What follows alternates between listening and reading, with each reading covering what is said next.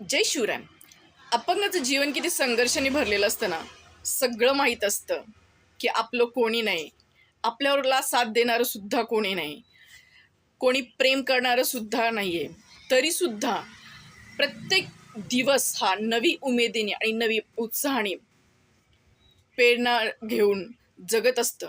मला तर असं वाटतं की आमचं जीवन हे आमच्यासाठी नसून ते समाजातील अशा लोकांसाठी असतं, जे हिंमत हारलेले असतात, निराशेत पूर्ण गरफटलेले असतात, जीवनाकडे बघण्याचा दृष्टिकोन पूर्ण नकारात्मक झालेला असतो. अशा लोकांसाठी एक प्रेरणा असतं.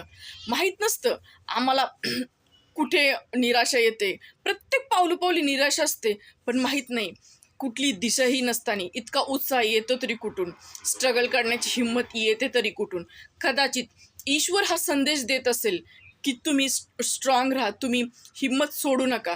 कारण तुम्हाला बघूनच इतर लोकं प्रेरणा घेतात आणि जे हिंमत सोडतात जीवनाकडे बघून, जीवनामध्ये त्रासून, ते हिंमत धरतील, प्रेरणा घेतील आणि आयुष्य जगतील.